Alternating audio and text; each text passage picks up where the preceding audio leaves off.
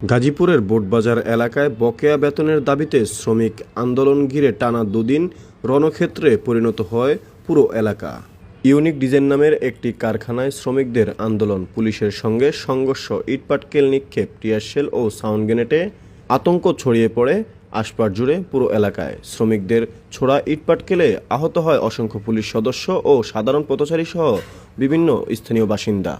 অভিযোগ পাওয়া যায় ৩ মাসের বকেয়া বেতনের দাবিতে বৃহস্পতিবার সকাল থেকে কারখানার ভিতরে আন্দোলন শুরু করে শ্রমিক। এ সময় কারখানার মালিক, কর্মকর্তা এবং শ্রীলঙ্কান বিদেশি বায়ারদের ভিতরে আটকে রাখা হয় বলে জানা যায়।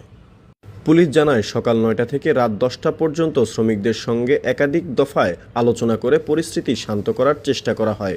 পাশাপাশি শ্রমিকদের পাওনা বুঝিয়ে দেওয়ার উদ্যোগ নেওয়া হয়।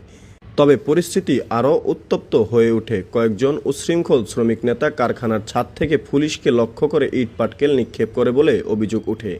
এতে আহত হন অসংখ্য পথচারী ও স্থানীয় বাসিন্দা। ক্ষয়ক্ষতি হয় শতাধিক যানবাহনের। স্থানীয় বাসিন্দাদের অভিযোগ, আন্দোলনের নামে সাধারণ মানুষের উপর হামলা ও যানবাহন ভাঙচুর চালানো হয়। এতে শ্রমিকদের একটি অংশের প্রতি ক্ষোভে ফেটে পড়ে এলাকাবাসী। বিভিন্ন ভিডিওতেও উত্তেজিত স্থানীয়দের প্রতিক্রিয়া দেখা যায়। উত্তপ্ত পরিস্থিতি নিয়ন্ত্রণে আনতে পুলিশ টিয়ারশেল ও সাউন্ড গ্রেনেড নিক্ষেপ করে শ্রমিকদের ছত্রভঙ্গ করার চেষ্টা করে। শুক্রবার সকালে দ্বিতীয় দিনের মতো আবারও শ্রমিকদের বোঝানোর চেষ্টা করে পুলিশ ও স্থানীয় বাসিন্দারা। রবিবার সকালের মধ্যে বেতন, বোনাস সহ সকল পাওনা পরিশোধের আশ্বাস দেওয়া হলেও শ্রমিকদের একটি অংশ তা মানতে অস্বীকৃতি জানায় বলে অভিযোগ রয়েছে। দ্বিতীয় দিনেও কারখানার ছাদ থেকে পুলিশ ও স্থানীয় বাসিন্দাদের লক্ষ্য করে গরম পানি ও ইটপাটকেল নিক্ষেপ করা হয়। এতে আহত হয় অসংখ্য পুলিশ সদস্য ও এলাকাবাসী। পরে পরিস্থিতি আরও ভয়ঙ্কর রূপ ধারণ করে।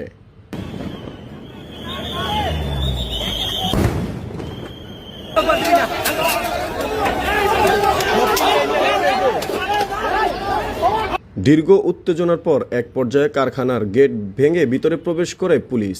এ সময় শ্রমিকদের নিরাপদে বের হয়ে যাওয়ার জন্য 10 মিনিটের সময় দেওয়া হয়। পুলিশের আহ্বানে সাড়া দিয়ে কয়েক শতাধিক শ্রমিক কারখানা ত্যাগ করেন। তবে অভিযোগ রয়েছে, কয়েকজন উচ্ছৃঙ্খল শ্রমিক নেতা বের হয়ে যাওয়া শ্রমিকদের জোরপূর্বক আটকে রাখার চেষ্টা করে। পরে মালিক, বিদেশি বায়ার এবং সাধারণ শ্রমিকদের নিরাপত্তা নিশ্চিত করতে কারখানার ভিতরে পুলিশ প্রবেশ করে এবং কয়েকজন উচ্ছৃঙ্খল শ্রমিকদের আটক করে পুলিশ এবং নিরাপদে উদ্ধার করা হয় বিদেশি বায়ার ও কারখানার মালিক ও অন্যান্য কর্মকর্তাদের। এই ঘটনার পর গাজীপুর বোটবাজার এলাকায় থমথমে পরিস্থিতি বিরাজ করছে।